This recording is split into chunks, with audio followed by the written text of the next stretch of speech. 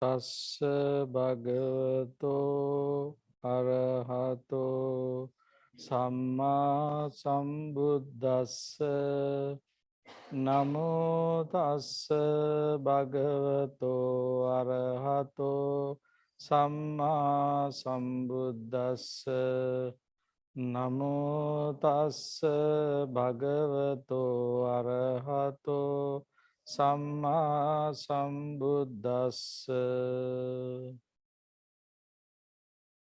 Good evening, friends. Now today we going to discuss 10 perceptions. This is one of discourse that I very much like, and after this discussion you have an assignment. The assignment is do a research about this sutta. It means get into in deeper level and connecting with the modern biology and maybe chemistry. Try to get a connection with the modern subjects and this sutta. This is kind of very interesting things I have been suggesting for few scientists to do a research about this discourse. That much impressions I have about this discourse. Actually, as I remember in 2009, we had the monastic retreat in here. During that retreat, I was asking Bhante ji to do a book about this sutta. Then he did. That is the one published in Meditation on Perceptions. He does mention in there because I made that suggestion. That much interesting. In long time I'm keeping that things in my mind, and I'm asking whenever I meet sometimes I have some invitations, give a talk in medical faculties for nurses, doctors. During that time I'm making these suggestions because I felt kind of point missing from us. We think everything started 100 years ago, 50 years ago, particularly about the Western way.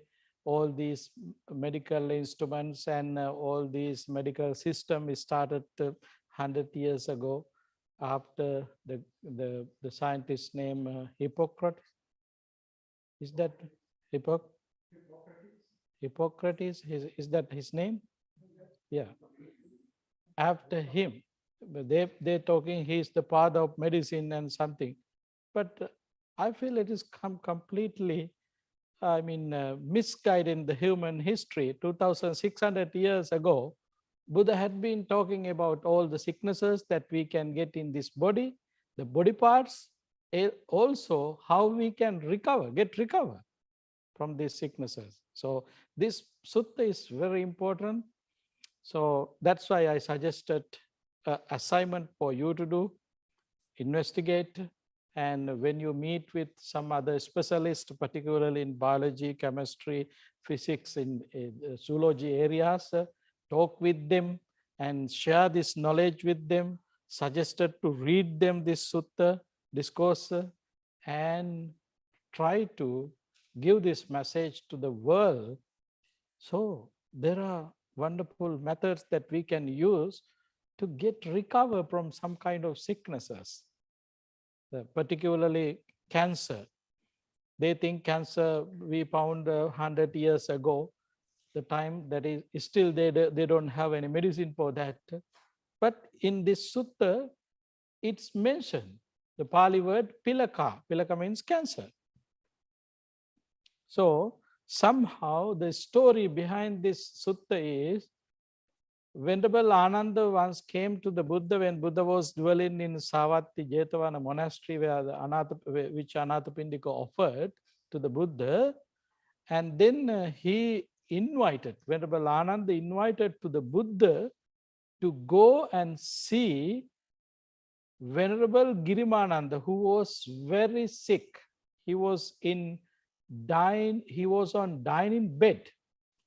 So Venerable Ananda said, Venerable Sir, Bhante Girimananda is not doing well. This might be his last moment. Therefore, please go there, visit him. Then the Buddha knew this is not his last time, or this is not the way how he's going to die. But anyway, the Buddha said, Ananda, instead of going me to there to see him, you learn 10 perceptions and teach him. Let him to practice this meditation, and then he will get cured. These are the advices given by the Buddha. So then, Venerable Ananda learned these 10 factors under the guidance of the Buddha. Then he went to see Girimananda, Venerable Girimananda. Then Venerable Ananda, following the guidance of the Buddha, and talk about all these 10 perceptions. At the end, Venerable Girimananda was able to get rid of his difficult situation. He was able to come back to his normal life. Then, what are those 10? In Pali it says, Anicca Sanya, Anatta Sanya, Asubha Sanya, Adinava Sanya, Pahana Sanya, Viraga Sanya, Nirodha Sanya, Sabbaloke Anabhirata Sanya, Sabba Sankharesu Anicca Sanya, Anapana Sati. These are the 10 perceptions.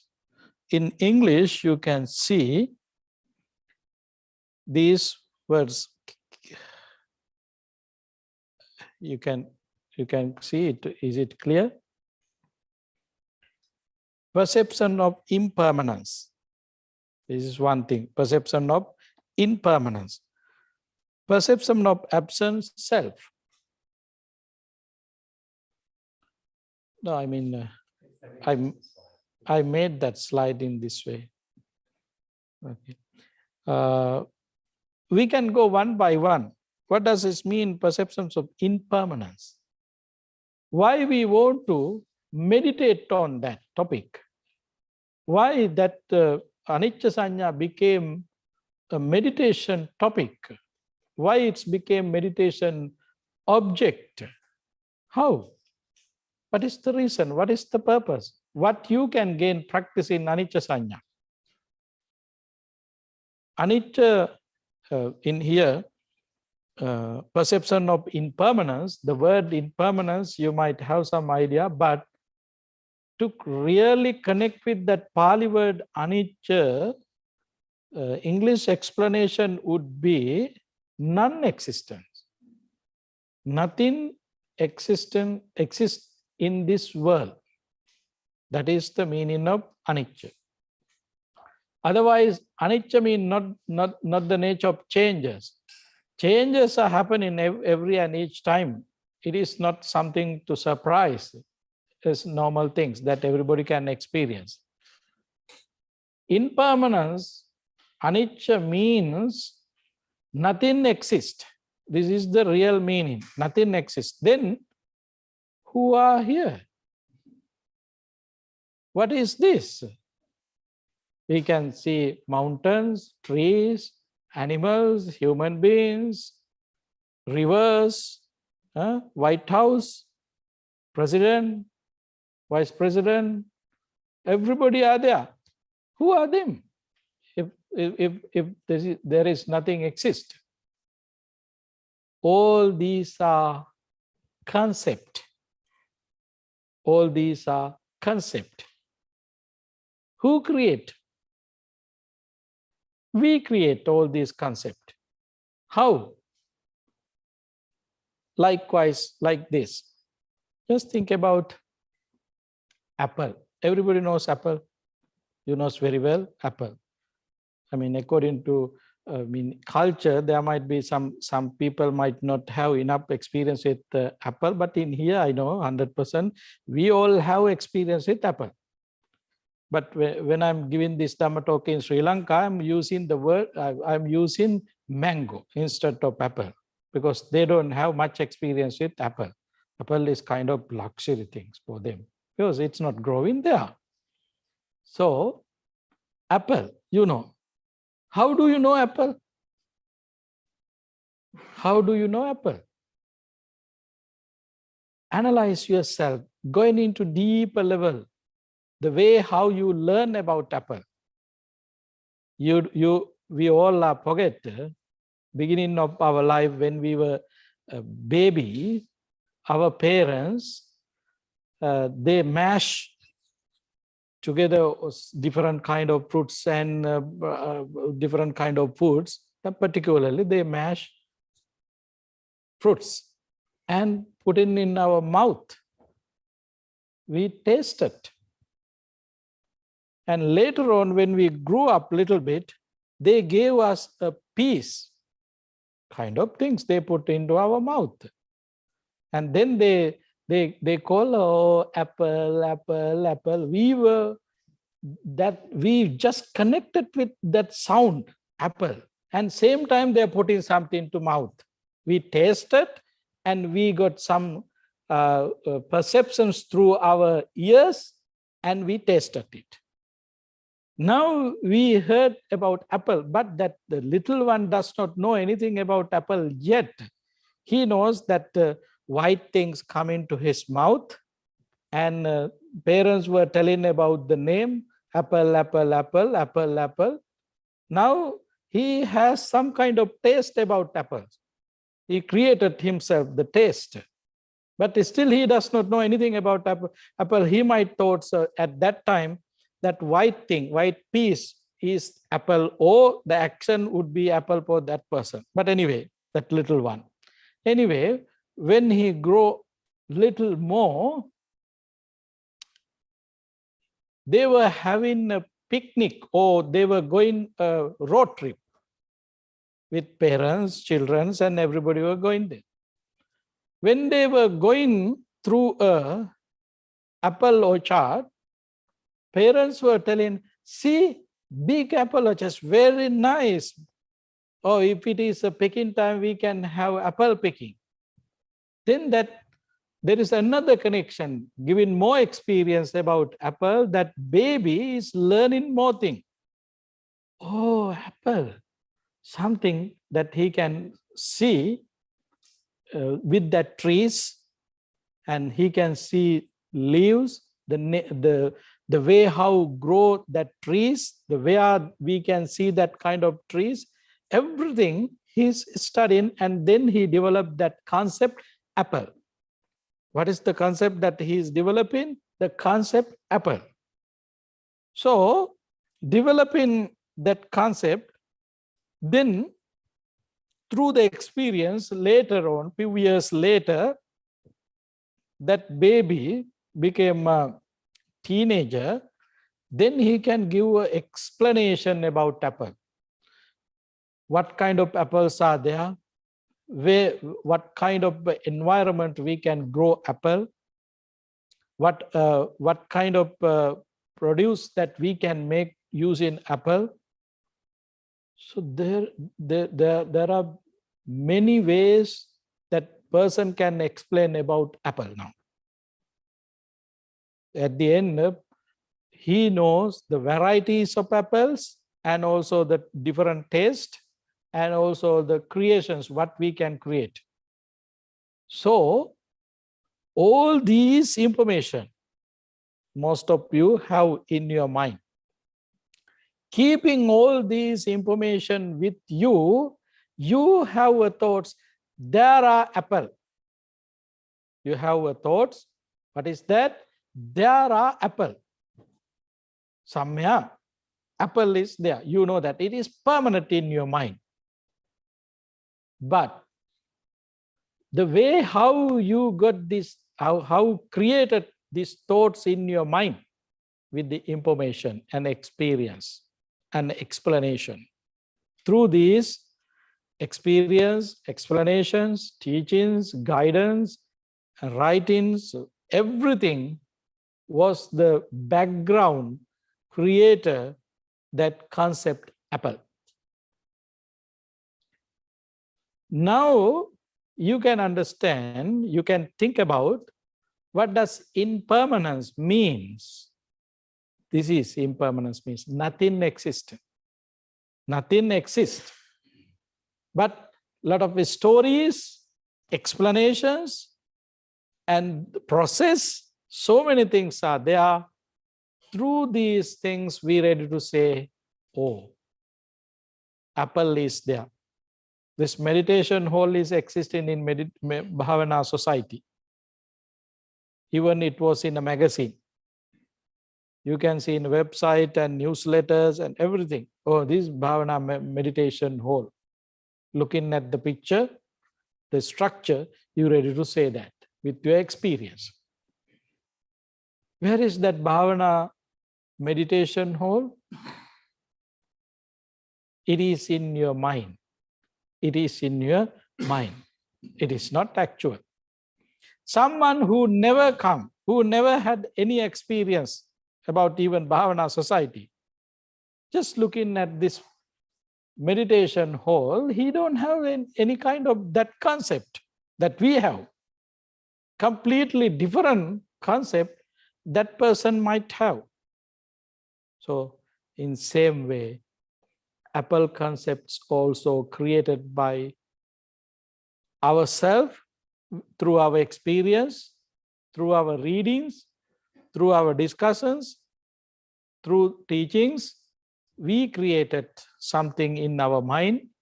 Still we have that things in our mind, but that thing is not something existing. Not something that is impermanence. Now you can get some idea why the Buddha said to practice anicca sanya, absence of perception of impermanence. Why Buddha advice? This is the main point. This point is the main point, create so many trouble. Even though you are sitting here in this meditation hall, how many concepts that you have in your mind? Basically, you have, oh, my house is there.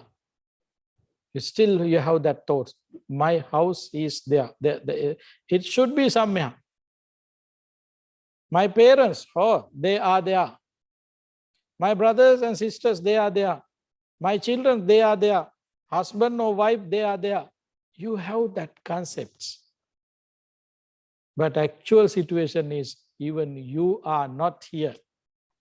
All these are experience, teachings, and explanations. With the help of all these things, we have that concept. That concept is here with us in our mind. The concepts that we have, as you remember, yesterday we learned Madhupindika Sutta, Anusaya, Asrava, Sangyojana, Nivarana. Oh, all these are there. Anusaya is there, underlying tendencies. Asrava is Asrava there, and Sangyojanas are there, Nivaranas are there. This is the way how we create the world. This is the way how we create everything. This is the word that Buddha used in another place, Sabbhe Sankhara. All these are Sankhara. All these Sankhara created in our mind. Why? Because of this perception of impermanence. We don't know that. We don't know that. We don't have that experience, impermanence experience. That's why all these sankharas are there. All these sankharas are there. That's why Buddha asked to practice, to develop that concept, perceptions of impermanence. Develop that concept. You have solution for your matters, troubles. All your matters, you can find solutions through this just one concept, impermanence. Perceptions of impermanence. Now you can see around the world conflicts, fighting each other, battles, troubles, arguments, all these things are there. And weapons, different kind of weapons. Now we have even nuclear weapons. All these are sankhara. Why? Because they don't realize impermanence. Impermanent. They don't realize. That's why we spend our time and energy thinking this is eternal, this is permanent. We have this world, we have to protect this world, we have that concept thoroughly in our mind. So we're ready to create so many things because of that. But the reality is everything is impermanent. Everything is impermanent means nothing existence. It means if you have this concept in your mind, so you have solution for your matters. You have arrangement for your matters. There is arrangement for matters. You can manage all the matters with that experience and knowledge. That's why Buddha asked from Venerable Girimananda to practice these perceptions. It's explained in this particular sutta. Then again, I would like to suggest you in Girimananda Sutta, Buddha explained in briefly, but when you go to commentaries, yes, it has more details. In here, Katamachananda Anicca Sanya. What is the meaning of anicca? Form is impermanent. Yeah, Ananda Bhikkhu who has gone to the forest or to the foot of a tree or empty abode considers thus, form is impermanent. Sensations are impermanent. Perceptions is impermanent. Mental formations are impermanent. Consciousness is impermanent. Thus he dwells reflecting on the impermanence in these 5 aggregates of grasping. So now you can see all these are perceptions, sensations, mental formation, consciousness. What are those? All these are related to your mind. Related to your mind. Who have seen your mind? Does anyone see your mind? But you know you have body parts, you know your brain, you know your heart, you know your lungs. You know all these parts are there. You believe it. You don't have any arguments about that because those are tangible objects. Those are tangible. You can see those things. You can do research in the lab. But the mind is not something like that that you can see in the lab. In Western psychologists, group of Western psychologists, they believe mind is the brain. No. According to the Buddhist explanation, mind is not a brain. Brain belongs to the physical form of the body. It's a part of form. It's part of your body. If brain is mind, one day, very near future, they might do brain plant. This is big. This is going to be big trouble for us. No? Therefore, mind is not your brain. It's completely different. But to function your mind, brain, heart, these organs are very important. Sometimes Western biologists are not able to see that difference. Therefore, they believe mind is your brain. No. According to the Buddhist explanation, no. It is non-material. The mind, non-material. It does not have any materialistic form there in the mind. It is completely non-material. That's why sometimes we have to use to explain the mind energy.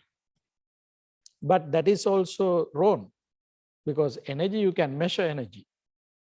Milliliters, milligram, those kind of measurements are there to measure energy. But you can't measure your mind using any of these measurements, because it is non-material. That is the nature of non-material. But the thing is, this non-material concept is not easy to understand, because it is non-material. That is the problem. If it belongs to material, you can do some research in the lab, so you can find something about that. But the mind is not a material. Therefore, it is not easy to study, and it is not easy to do some research in the lab. It is impossible things to do research in the lab. But you can do research about your mind, living in here in this moment. So in Dhammapada, Buddha explained a stanza, give us a stanza to explain the mind. What is that? Durangamang ekacharang asarirang guhasayang ye chittang sanyameksanti mokhanti mara bandhana. In Dhammapada Chitta Vagga, you can see this stanza there. This is the Buddhist explanation about the mind. Durangamang ekacharang. It's go far away objects. Mind, naturally, it's go far away objects. Even though you are sitting here in this meditation hall, you can go wherever you have experience. Quickly, you can go to White House if you have been there. You can go to New York City. You can go around UN building, Hudson River. You can cross Holland Tunnel. Easily you can do. Fortunately, you don't know to pay tolls. Tolls are very high in New York. You don't know to pay tolls. Quickly you can go there. That is the meaning of it's go far away objects. Not the mind. Mind take far away objects. Far away. Sometimes it might be millions years ago it goes. Sometimes it goes future. Unexperienced future. This is the nature of the mind. This is the nature. Durangamang means. Durangama means it's go away for far away objects. Ekacharang, when it goes alone. It goes alone. No one is there. You can go alone. Ekacharang asariram, bodiless. It does not have any symbol, any physical form to explain. There's bodiless. But it lives in a cave. What is that cave? That cave means these 5 aggregates. Always the mind connecting with these 5 aggregates, connecting with this body and Rupa, Vedana, Sanya, Sankhara, Vijnana. Always connecting with this. Particularly, Rupa means this body. Body means all these bases. Mind always connecting with these bases, parts, body.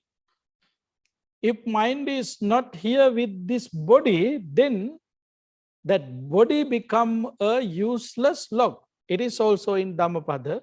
It says, Achirang vatayang kayo pataving adisessati chuddho apeta vijnano nirattangva kalingara.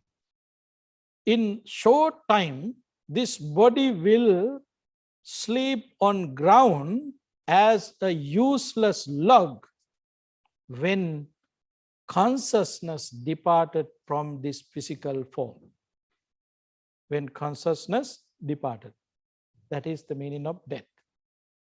That is meaning of death. According to the Buddhist explanation, death means when mind departed from the body, physical form, that is death. So how long these two are together, mind and body, that long we can say he is alive. She is alive. That long we can say. So, but nature, all these materials or non-material does not matter. All are impermanent. All are impermanent. That is the concept. So in here, the Buddha mentioned form is impermanent, sensation, perceptions, mental formation, consciousness, all are impermanent. Nothing exists. Even though your mind is not something exists. Your consciousness is not something exists. Nothing exists. That's why it says impermanence. And then the second one, perception of absent self. Khatamachananda anatta sanya. What Ananda is? Perceptions of absence of self. Here Ananda Bhikkhus who has gone for the forest, I is devoid of self. Form is devoid of self. Here is, we know, the concept me come through these parts. My nose, my ear, my eyes, my body. The I concept, the capital I concept is coming through these parts. But just think about, not about you, I can think about myself. I am wearing glasses. If my eyes are mine, I don't like to be blind. But my eyes are weak. Getting weaker and weaker. Every 2 years, I have to change my glasses. But I don't like it. If it is mine, I should stop it. Can you do that? No. Then how you can say, this is my eye? You don't have any authority to control. You don't have any power to do anything with that. But you can take care. You have to take care of it as much as you can, paying attention, doing such a things. Maybe extra duties and responsibilities are there to take care of your eye, but you don't have any ownership. You don't have any authority to control. You don't have any power to do any changes there. Changes means with that eyesight. You can decorate your eye. That is outside thing. applying different kind of materials, you can decorate it. But what you can do for your eyesight, if it is getting weaker and weaker, is there any solution? No, you are just taking outside medications and things, but you don't have any authority. Therefore, we have that concept, this is me, this is myself, but the reality is not that. All these are combination to create that concept, I, me, myself, but the reality is not there. The reality is not there. That's why when something happened to your eye, you're ready to go to hospital to see the doctor, and then you ask, whatever you can do, please do it. If it is I, then you have to have power to do it, but you don't have power. Therefore, you giving authority to someone to do something according to his experience and knowledge. But he also have limited skills to help you in outside. Outside means, I mean, in a materialistic way. So these concepts are there, but we have concept thoroughly in our mind, I, me, myself, but that is completely against the reality. That's why Buddha asked to develop perceptions of absence of self. You don't have matter there. If you don't have that concept, it means you don't have me, my, I, all these concepts are not with you, then you are releasing from so many matters and troubles. You are releasing yourself. That's why Buddha asked from Venerable Ananda to advise Venerable Girimananda to practice these perceptions. Next one,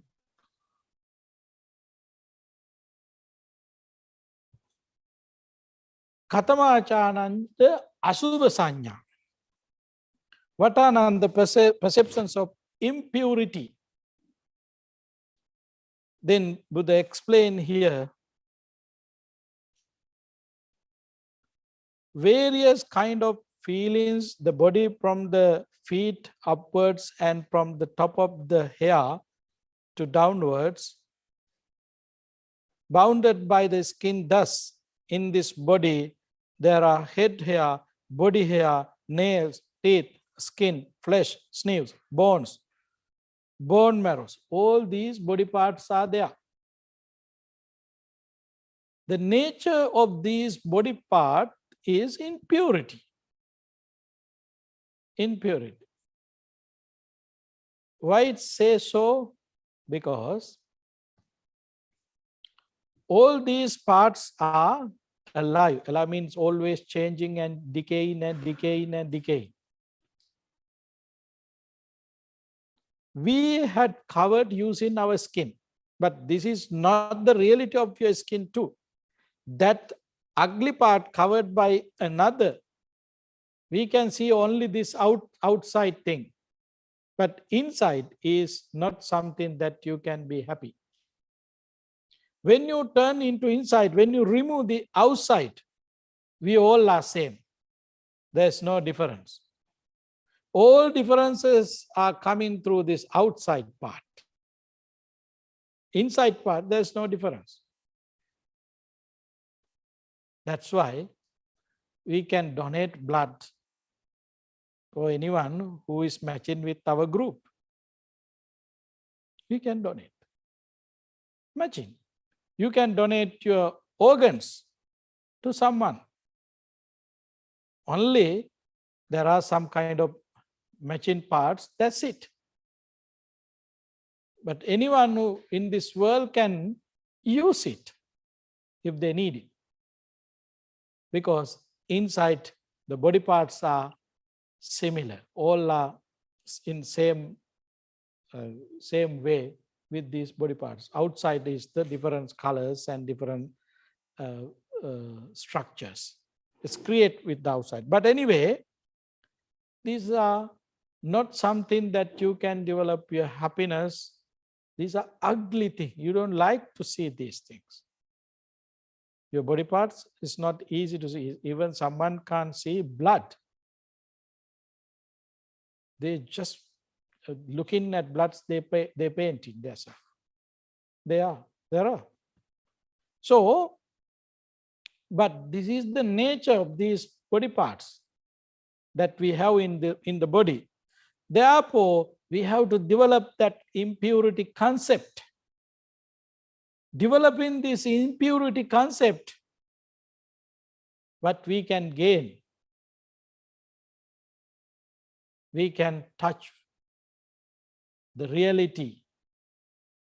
We can control our upset, unhappy thoughts. We can control our stress. Because the nature is impure, then we have that concept with our mind. Oh, all these are impure, we know that. Keeping that in our mind, developing that perceptions thoroughly, then we can live worryless. There's nothing to worry because that's the nature. Just think about ourselves. While you are eating, if you see hair in your plate, how would be the nature? Disgusting, you don't like it, you're ready to throw it away, right away. Why? It is impurity. It is impure. That's why you don't like it. It's happening because the concept that we have in different. Even though body parts are impure, we don't have that concept. We are looking at outside, thinking outside, we think inside also very clean. No, it's impurity. So we have to develop that concept, that perceptions, we have to develop through our practice. Then we can break the attachment to this body. You have attachment, the body. We have attachment. That's why in 24 hours in a day, we spend to take care of this body at least how many hours you think? 12, 15 hours at least we are using to take care of this body. At least normally, generally people sleep 8, some of them maybe 10, 15 hours, but normally general way, 6 to 8 hours sleep. For what? To take care of this body. Oh, I'm tired. I want to go to bed. What does means? What does means that tired? Body need rest. Then 8 hours from there or 6 hours. And oh, in long time I was standing, now I want to sit. Sitting, eating, purifying, beautifying. All these things together, at least 12, 15 hours we spend to take care of this body. In that time, when we have these duties and responsibilities to take care, do it. It does not mean you're not supposed to take care of your body. No. Do it. Tomorrow, if you are coming to meditation all without taking shower and washing your hair, there might be another trouble. So don't make trouble. We have enough trouble. That is not the meaning. But this is the nature. We have to be aware. This is the nature of our body. It's full of impurity. It's full. There is nothing, any parts that you can say, oh, no, this is very pure, clean. There's no any parts that you can say. So this is the nature, this is the reality. Developing this perceptions in your mind, you can increase your detachment instead of attachment. That is the meaning. Don't too much attach to your body. But our responsibility, we have responsibility to take care of this body. When the time comes, you should give a rest. When the time comes, you should give food. When the time comes, you should wash it. Those are responsibility. We should do it. No one can escape these responsibilities. You have to do these responsibilities. In Vinaya Pitaka Sekya Dhamma, it's explained how much deeper level that Buddha explained about the way how you should take care of your body. Even Buddha had mentioned about cutting nails. Buddha had mentioned cutting nails. The way how you should clean your place, dwelling place. Each and every details are there. That much in deeper level, Buddha had explained the way how we should take care of this ugly, unpleasant body. Ugly, unpleasant body.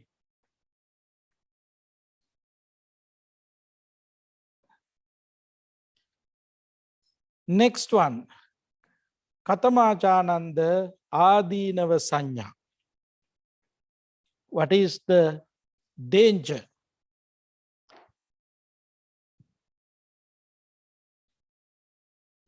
In this body, various afflictions arise.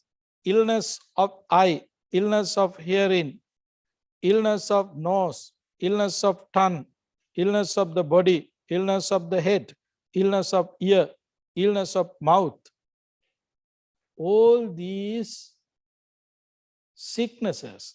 There is another explanation given by the Buddha. Sabba roganang avaso.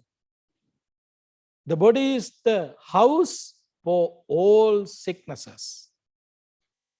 Therefore, whatever the sicknesses are, in conventionally exist,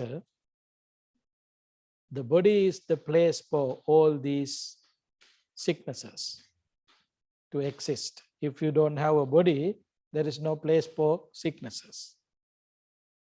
So, this is nature. This is the danger of our body. We already experience all these sicknesses ourselves. Eye, ear, nose, tongue, all these parts are getting sick. Painful situations are there. Unhappy situations are there with these things. This is the danger of these body parts.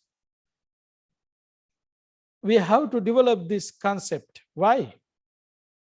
Not to worry. Not to worry. In general way, in mundane way, we know when someone get to know about their sicknesses, they attempting to suicide. Or doctor said me, I have a cancer. I don't want to live anymore. I want to die. There are people. There are very bad situation thinking of their health. I remember once there was an incident. A lady admitted to hospital because there was some kind of conjunction and difficulties in her body. Somehow she admitted to the hospital. In their primary test and all things done, at the end they wanted to do special research about cancer. Therefore, one of body part sent to a special lab to do a research about this body part. Later, they got a message, she has a cancer. That message came with wrong results. Wrong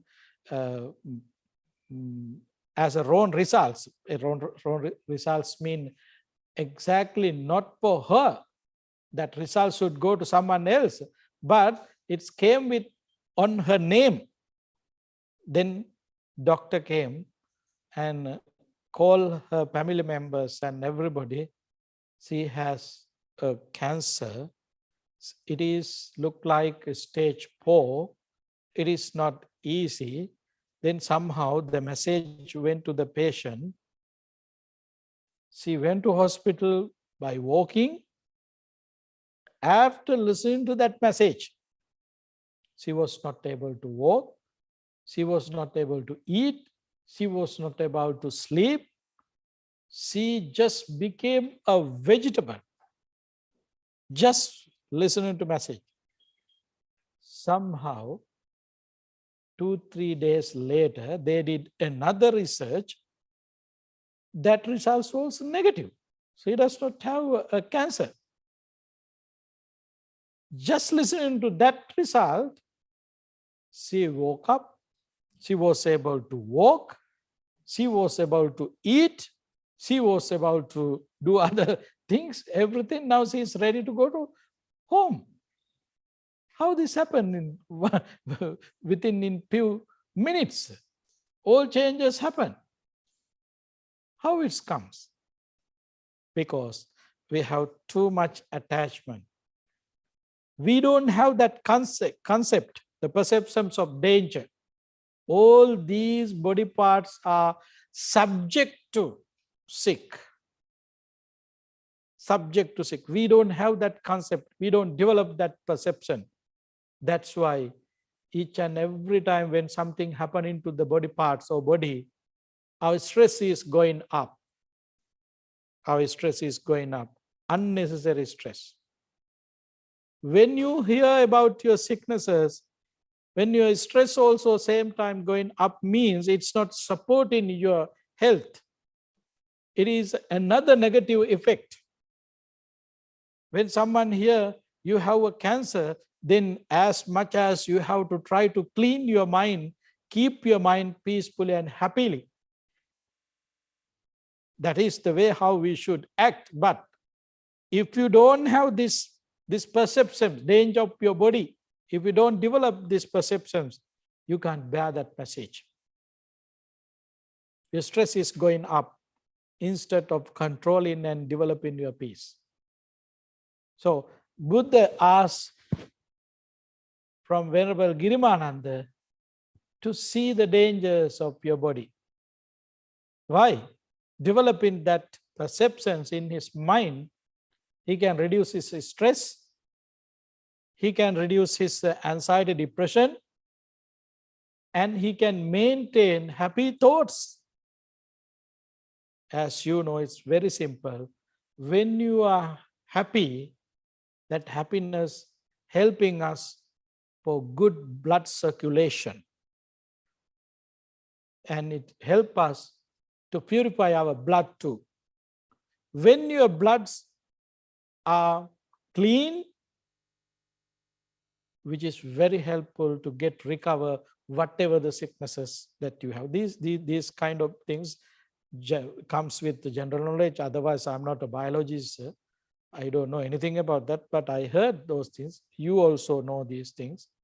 That's why Buddha mentioned in here, develop that perceptions, impurity, not to develop your attachment, live knowing the nature, the reality.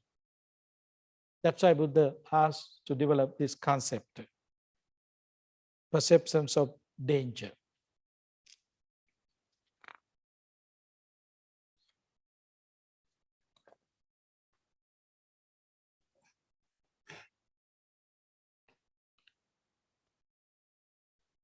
The next one, Venerable Ananda says, ask Katamachananda Bhavana Sanya. What Ananda is perceptions of abandoning.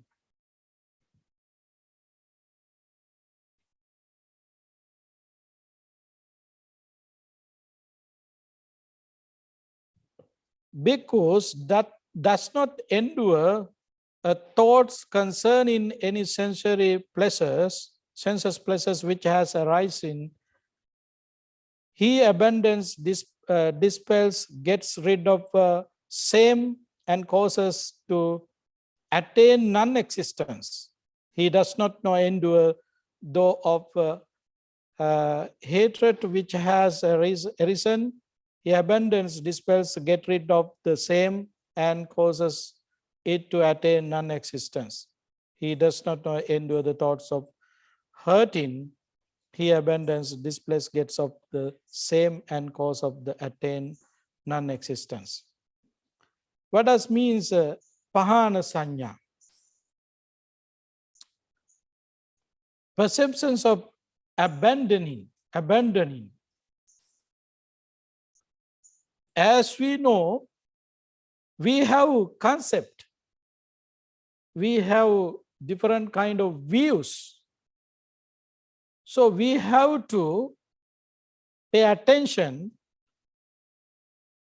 with our knowledge and experience if there is not necessary to get rid of these kind of thoughts from our mind. Because in here it does mention Buddha, uppannanam vyapada vitakkam nadivaseti pajahaniti vinodeti byanti karoti anabhavam gameti. Uppannanam vihimsa vitakkam. There are concepts that arise in our mind. That concepts driving us into wrong directions. What kind of concepts are there? Vyapada vitakkam, sometimes to do some harmful things, killing, and do some kind of hateful things. Engaging with these kind of activities, what we can gain? You can't gain nothing, any positive, negatives, unhappy situations. Unlawful things are happening sometimes in the world because of that concept. Therefore, we have to develop, oh, I know there are something happening in my mind.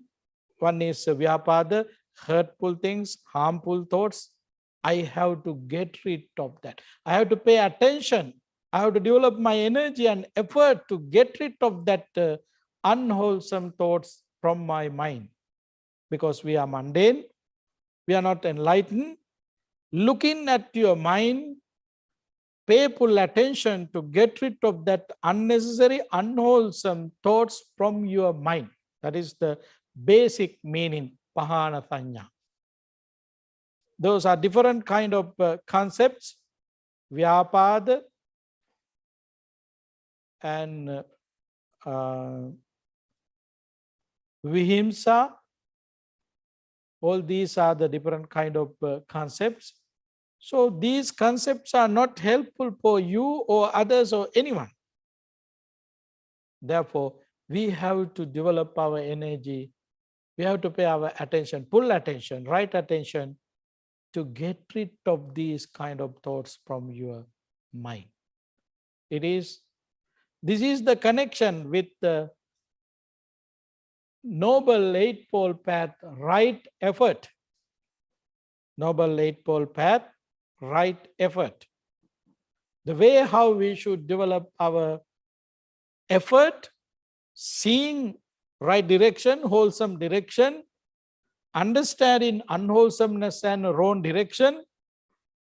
We have to develop our mind, the mindset completely into right directions and wholesome way. In Vitakka Santana Sutta, there's another discourse. It does mention similar things. Seeing your unwholesome thoughts, pay attention and develop your energy to change it. In Vitakka Santana Sutta, it does mention. Looking at your mind, you can see its unnecessary situation and unnecessary thoughts and unwholesome thoughts. Understanding that unwholesomeness, we have to develop, we have to make effort going against that unwholesome thoughts with our virya, energy, and wisdom. And then we can change it. It is in Vitakka Santana Sutta. But it does mention in here perceptions of abandoning. There are some perceptions that we should pay attention, and we should develop our energy to abandon all these things, all these unnecessary, unwholesome thoughts. Next one. Katamachananda Viraga Sanya. Perceptions of dispassion.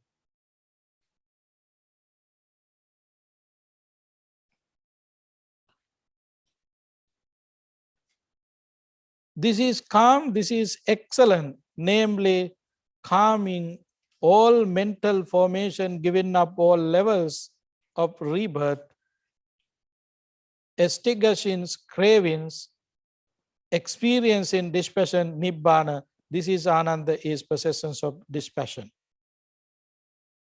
In Pali words, etam panitang yadidam sabba sankara samato sabbupati patanissaggo tannakkayo virago nibbananti. There are few words very important.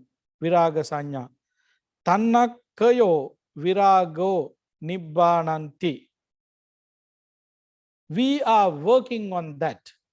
We are trying, we are developing our energy and effort to get rid of greed. To get rid of greed. Why?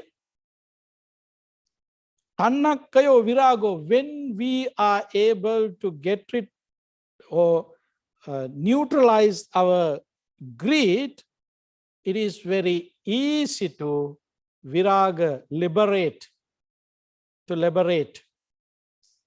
Liberate from what? Sansaric suffering. Sansaric suffering. Sansaric sufferings mean birth and death circle. So, viraga sanya, this the concept of dispassions, not to attach, to detach, we have to develop that concept. If you are pleasing, if you are happy with that situation, then you are not developing your dispassion. You are passionate about that. Okay, I like it, I like it, I want it, I want it, I want it all the time. Greed is there. To come to dispassion, you have to control your desire.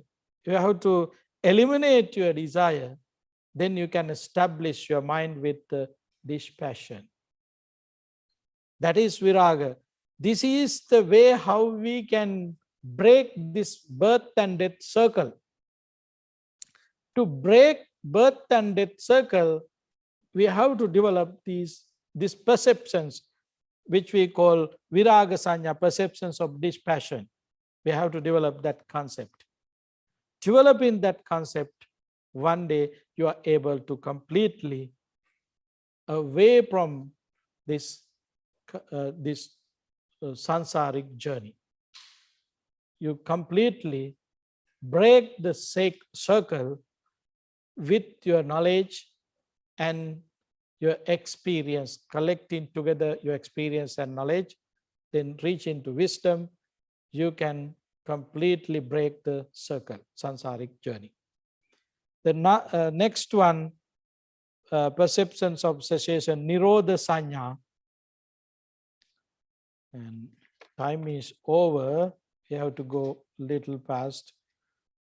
And we have nirodha sanya and adinava sanya, anabhirata sanya, and also sabba sankaresu anicca sanya, anapana sati. There are three things. So I think better to take a break, and then in our question time Q&A session, we can take 5 or 10 minutes to go through these three things. That would be good. What do you think? Yeah. Okay. Then thank you. Come back again within 5 minutes. Yes, you can take 5 minutes break and come back.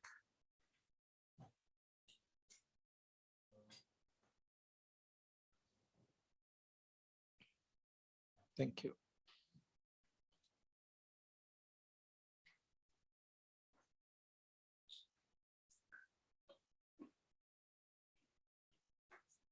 This point there, I connected from the USB. No. Mirror. Oh, you do screen mirror. Screen It's the mirror. first time you're using it?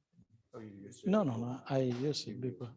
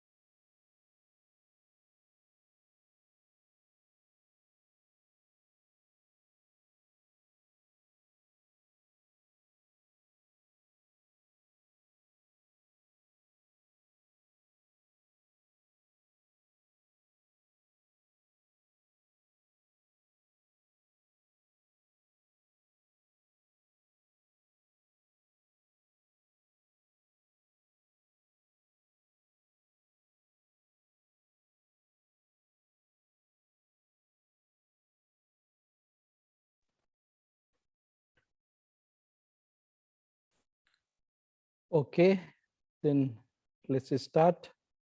I mean, from Q&A session, we're going to take 5-10 minutes and then we start.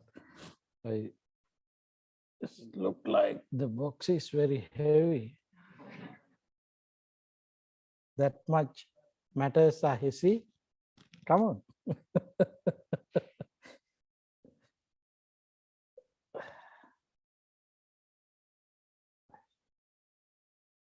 Okay, thank you. Next one. Nirodha Sanya.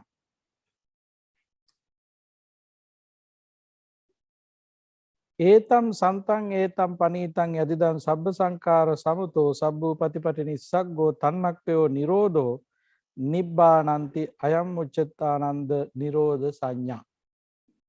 Perception of cessation.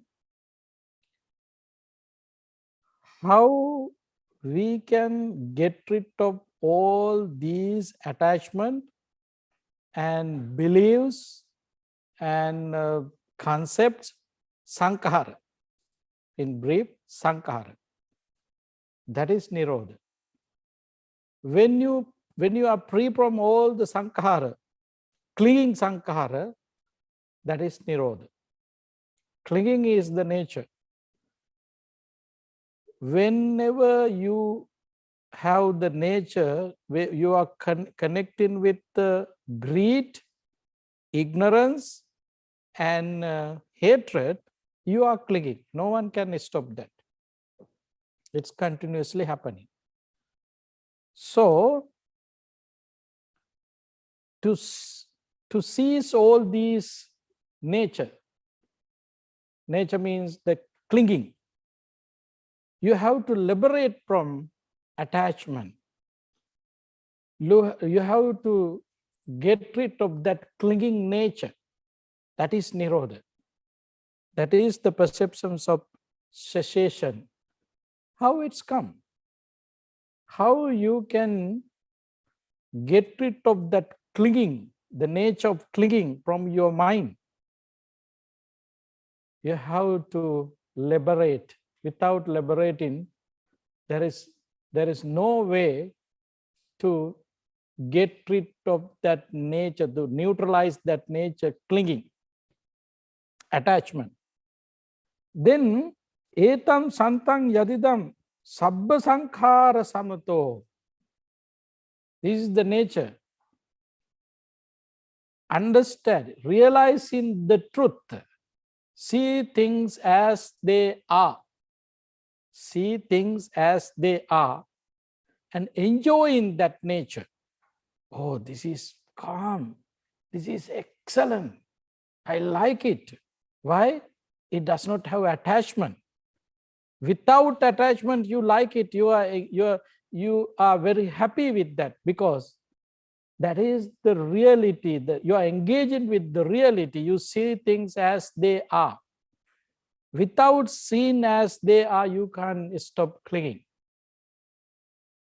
As we discussed in previous concepts, we have attachment this body because we don't know the danger of this body. We don't know the impurity of this body. We are not aware of the reality of this body. Therefore, we have attachment. When you get rid of your ignorance, your misunderstanding, misguided concepts, then you are free from that misunderstanding part. That is nirodha. You're enjoying there. You're happy. You are very happy there. Your calmness is increasing there into top of level. That is nirodha. How it comes? When you are able to get rid of your defilements, particularly it does mention here, tannakkayo nirodho. How? Tannakkayo, you have to get rid of your greed. Without get rid of your greed, desire, there is no way to control your clinging, the nature of clinging. But to get rid of greed or desire, you should have wisdom. Without wisdom, there is no way to get rid of your desire. Even though limited time, I have to give another explanation for you with regard in dependent origination. As you know, dependent origination is starting with avijja pacca sankhara. Then in the middle, you can see tanha. Craving is the main reasons to cling things. Craving. If someone try to get rid of greed, it's not happening because it's still avijja is here. So in this gradual process, at the end, we should address avijja or ignorance. Why I am saying so? I have an explanation for that. This is my explanation. There are two materials in my hand. One hand, I have a maybe piece of iron. Piece of iron is here. Other hand, I have piece of diamond or gold. Easy. Let's go gold. So when I ask from you, please take one that you like. In one time, you have to take one only. Then I'm giving permission. Yes, take that you like. Then which one you're directly going to get? Piece of iron? No way. Who's coming to me to get that piece of iron? No one.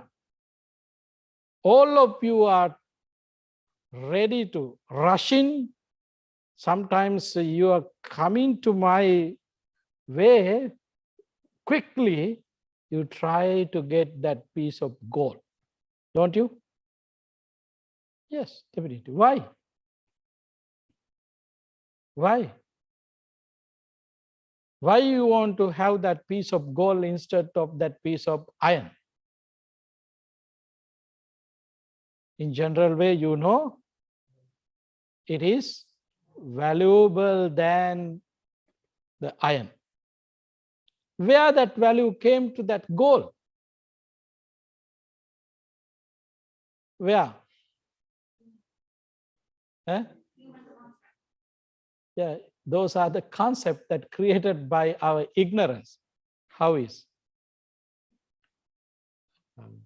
Geography is who knows about these natural things, and they're ready to explain, oh, gold, it is also coming from this earth. Iron, also coming from this earth. But iron, you can find many places, but gold is something very rare to find. Therefore, people are demanding it. It's coming from rare places, it's demanding it. Then economics ready to say, oh, which is demanding, that should be high price. Should be in high price. Why? It's demanding. That is the formula that they have, economics. Then they're ready to make high price than iron. There is no any different reason or secret, gold or iron. The concept is there. Geography specialists ready to say this is kind of rare thing. So economics ready to say, or this is kind of demanding thing. So we should up the price. Then price is high now. So I'm asking physics lab, giving them these two pieces, iron and gold, turning into atoms. I'm asking what is the difference in these atoms? Atoms from gold, atoms from iron. Can they see any difference when it's turned into atoms? Is there any difference? Okay, then we can ask them to, okay, separate protons and neutrons and everything. Is there any difference? No. According to the Buddhist explanation, when it's turned into elements, what elements? Fire elements, air elements, all are the elements. When you turn into that element, there is no difference. Even my body does not have difference. So why we are demanding one thing than other things? The concepts are the secret, the reason. Then who helped to develop that concept? Ignorance. Ignorance. Reality is not there. Economics or geography specialists, what they say, that is not reality. That is not absolute reality. Conventional reality was there. Then they all cheated us. Then we have that concept, oh, gold is valuable than the iron. So I need to collect more gold. I don't want to have any iron. So I like to keep in as my neglect or bracelet gold. No one want to wear any neglect or any bracelet using iron. Using iron. No one want to do that. Only the dogs and cats, they like, whatever. Then where's the problem? Problem is avijja, ignorance. All these things are happening in ignorance. Therefore, you can't get rid of your desire without treating your ignorance. Without treating your ignorance, you can't get rid of your desire, clinging part. So, nirodha sanya, perceptions of cessation, starting with going against to avijja. That is the connection between dependent origination and this explanation. Nirodha sanya. Okay, this concept you have to develop to free from sansara. The next one, sabbaloke anabhirata sanya. Idananda bhikkhu ye loke upayupadana chetaso aditta abhinivesa nusaya ye pajahanto viramati na upadiyanto ayam mucchatananda sabbaloke anabhirata sanya. It means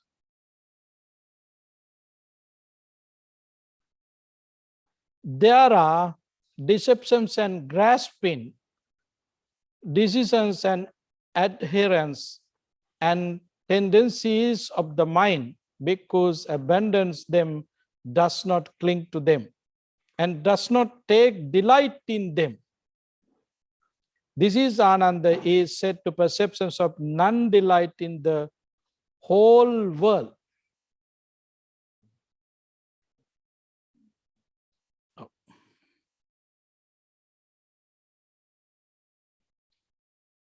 Delighting is the reason, the secret to cling it. If you are delighting something, there is no nirodha, cessation. There is no cessation for that. So, having that nature with you, delighting, you are not able to liberate from that. So, we are searching our liberation. So then we have to develop non-delight in the whole world. Then what does the world means? In Rohitassa Sutta, the Buddha said, Imasmin vyamamatte lokancha, loka samudayancha, loka nirodhancha, loka nirodhagamini patipadancha panyapemi. In Rohitassa Sutta. Rohita means another, who came from another realm, says deities who came to see the Buddha. There was a conversation with that deities. And then he had a question. Going around the world, if there is way to find a solution for these matters, then Buddha said, yes, but not that world. What you meant. The world is here. Imasmin byamatte. This body, using this body, I'm ready to explain lokancha, the world, loka samudyancha, the way how this origin, the way originate, loka nirodhancha, the way how it going to how it's cessation, the cessations of the world, nirodhagamini patipadancha, the path. All these four things I would like to explain using this body. Then delighting, not non-delighting in the whole world means not something outside. In here, with this body, very body. The concept that we discussed in previous perceptions, impurity, danger, all these nature with this body. So there is no reasons to develop your delight. There is no reasons to say, I like it. This belongs to me. It's beautiful. I like it. There is no way to say so. And there is no reasons. This body belongs to us to use for what? To liberate from samsara. Until accomplish this goal, we have to take care of this body, because this is the one that we can use to achieve our accomplishments, to achieve our goal. We have to use this body. Therefore, we have to take care of this body with loving friendliness and compassionate thoughts. That is something else. It is not delighting. Loving friendliness, compassion is there. We have to take care of this body. That's why we are beautifying, cleaning, all these things. We do this for this body to take care of it.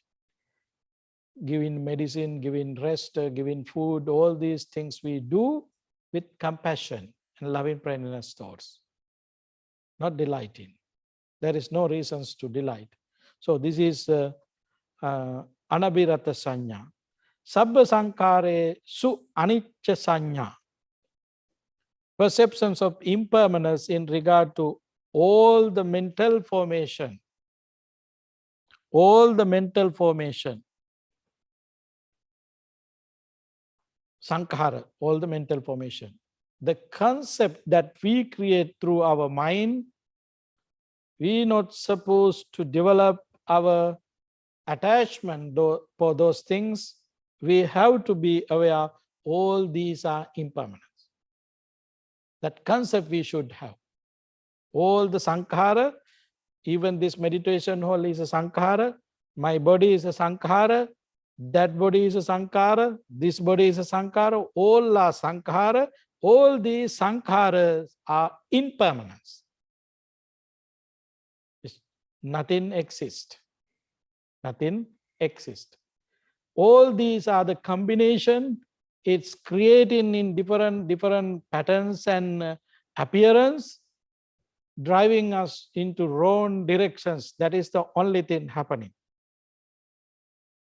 That's why, because of that the delusion, sometimes some things we like, something we don't like. There is no reason. That's why it says someone is like, someone don't like it. One is, poison to someone.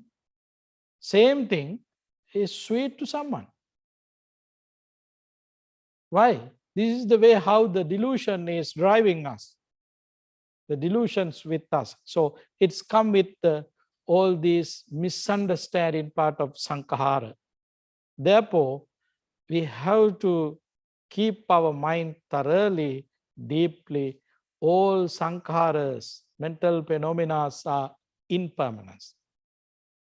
Something not existent. Something not exist.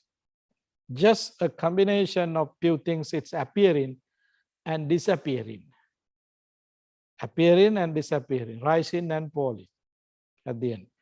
So next one, Katamachananda Anapana Sati.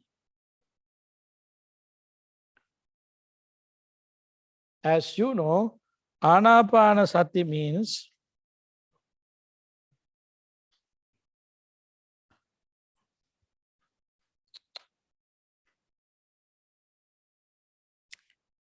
Anapana Sati practice, the meditation technique might have experienced all of you.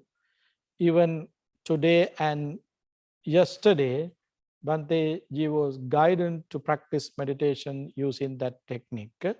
So you have that experience. But having these all perceptions in your mind, then now what you should do, you should develop your mindfulness. For what? To see the reality. Then there is a technique, Anapana Sati, focusing on your mind for your inhalation and exhalation. Inhalation and exhalation. Why? This is very good technique that you can use because everybody knows this happening, whether you aware or not, it's happening. Now what we're going to do, we're going to use our mindfulness with this exercise. Then this technique, very useful, and also, it's unique for everybody. It's common thing, it's happening whether you like or not. Now we're going to add for that activities, or breathe in and out, it's happening, but not knowing. We don't know whether it is happening or not. Now we just connecting with the mind to that action. Breathe in and breathe out. So in that explanation, we can categorize few things. Summary, we can summarize. First, just observe your breath, inhalation and exhalation. Breathe in, breathe out. See where air is touching. Now you can move into next point. Then you can see some parts in the body, might be end of your nostril or upper lips. The breath is touching there. When you are breathe in and breathe out, you can see it. Then you are paying attention for that. Looking at that point, your mind is becoming a gatekeeper to watch your breath, inhalation and exhalation, in and out. Becoming a gatekeeper, keeping there your mind, the place where air is touching. Now your awareness is developed. You see it very clearly and quickly. Then you can understand whether it is short or a long. Because sometimes, as we know, sometimes you inhale long breath, sometimes short breath. You exhale long breath as well as short breath. Now you are looking at the nature of your breath, the way how it's happening.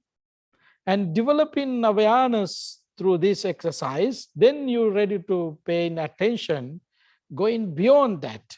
Oh, what is the importance of your breath, inhalation and exhalation? Through that awareness, you can see something different.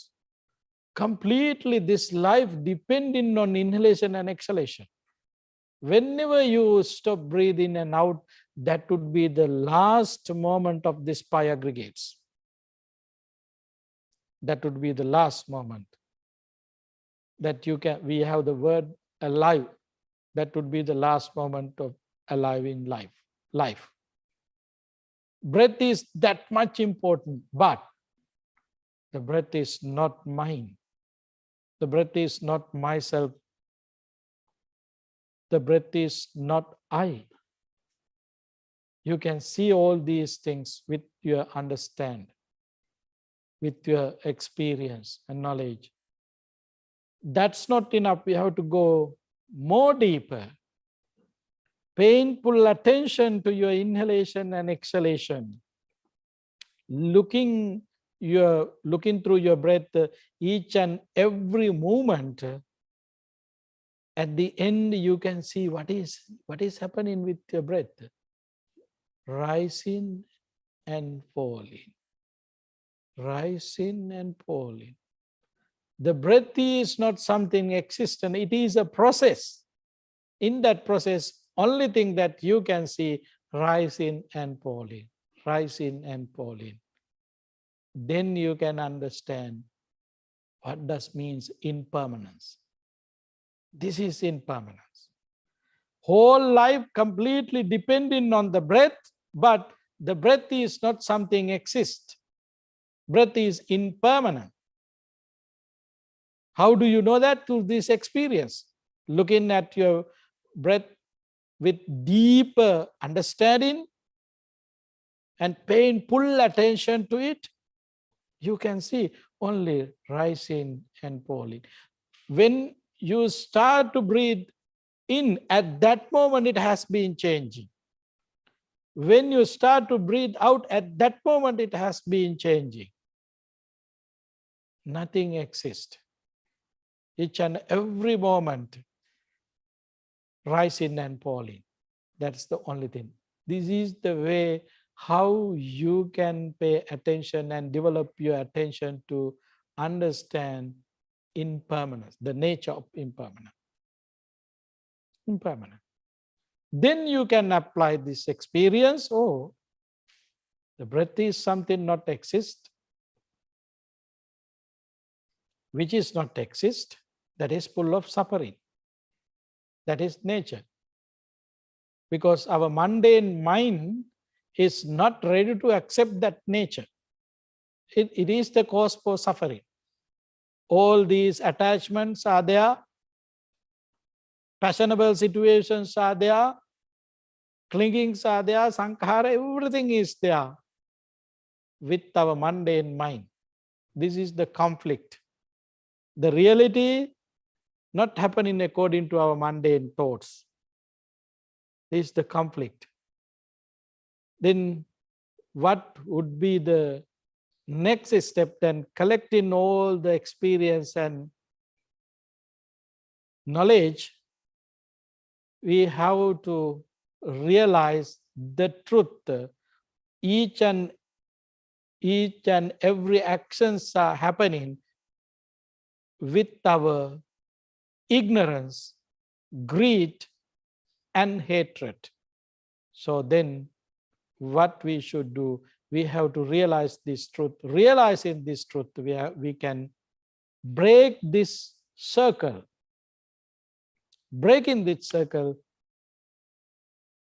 we can stay away from all these unwholesome thoughts, attachment, and delight in things, or passion in things. All these unnecessary things will go away from us. Until that, we are in that circle, sansaric circle. We are not with wisdom. We are with mundane thoughts and living with delusion. Until attaining enlightenment, yes, that is the nature. Okay, this is the explanation about Girimananda Sutta 10 perceptions. So these perceptions are the perceptions that we should develop to get rid of not just only body sicknesses, body pains, bodily damage, to take care of our mind and to liberate from the samsara. We have to practice these perceptions. Now, it is very clear. There is a word in Dhammapada, Arogya Paramalabha, the greatest gain is your health. It does not mean just your physical health. It's directly concerned about your mind health. Because when you became a healthy person with your mind, it's mean liberated from all the unhappy things, liberated from avidya, then that mind is established with that health. That mind is established. It's firm. There's no way to change. In another way, when you attain Sotapanna, stream enter, becoming a stream enter, there is no way to come back again to mundane life.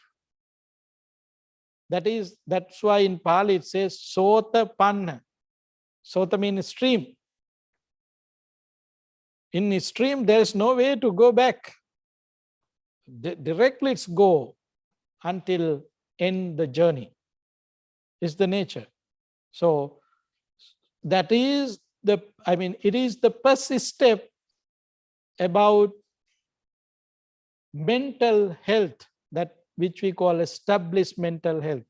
No sorrow, no lamentation. That is the greatest gain that we can gain ourselves, not the physical body. This body is subject to decay and die. And this body is the place, this body is the home for all sicknesses. The Buddha, in his life story, it's explained there are so many difficulties he had been facing. Once Devadatta attacked the Buddha, he got wounded his leg. He was treated by Jivaka, the physician his name was Jivaka. Treated by Jivaka, one incident, and he had a back pain. That's why always the Buddha always sitting under tree, lying on trees. In Samanyapala Sutta, when Ajata Satta, the king Ajasatta meet, he was getting to that park. There were 100 monks. He was not able to find the Buddha. Then he went to a guard, the gatekeeper of the park, asked from him, who is Buddha? There are a lot of monks. How I can find the Buddha? Then that person said, oh, among all these monks, there would be a monk who is lying on a tree. He is Buddha because he had a back pain in his whole life. This body, this is the nature, it gets sick. And according to Mahaparinibbana Sutta, at the end of the life, Buddha was suffering with diarrhea. Buddha was suffering. He got sick at the last moment. Not only that, there was another incident.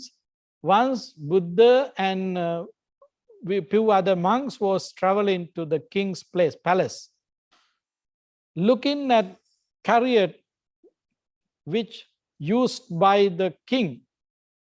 Now he has new one, there was an old one. Pointing out that old chariot, Buddha talked to the monks, venerable monks, my body also like this old chariot. The way how the wheels turn in, not the correct way, not the right way, not it's going straight. It's moving here and there, the wheels. It's make noises, same as my body. The way how I want to walk, not the way, the thoughts that I have, I'm keeping here my feet, but it is not the thing, something happening. Here he had been explained. All these nature was there with even the Buddha's body.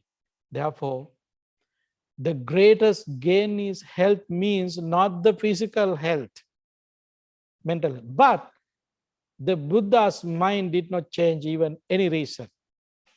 Even though Buddha was sick with diarrhea, he was addressing monks, he was giving Dhamma talks to monks. Not only that, even he was in dying bed. There was a monk who got that message, the Buddha is going to die very soon. He was hurry up to ask some questions from the Buddha, even using at the last moment. Then Venerable Anand and other monks was blocking him. No, no, no, no, no. We have to help him to rest. He is in last moment. Here in this conversation, the Buddha addressed them, don't do that. Allow him to come to me and ask question. Then monks was telling, now you are very weak, you need to, don't worry. This is the nature of my body. It is, my mind is not weak. Then he started to explain, to answer that questions that monk had. So the greatest gain is not the physical health, the mental health. So we can come to that liberation practicing these 10 perceptions. Therefore, this sutta is very important. It's talk about both things, physical health and mental health, both health, and the greatest one is mental health because it is established, never changing. The body can change anytime. At the end, turning into elements, it will vanish. Until that, the body does not have any guarantee, but the mind has guarantee. When you attain Sotapanna, Sakadagami, Anagami, Arihat, no return. You are liberated from samsara, no suffering. So that is granted by the Buddha. So that is the sutta named Girimananda Sutta. So that's enough for sutta. Let's go to our Q&A session.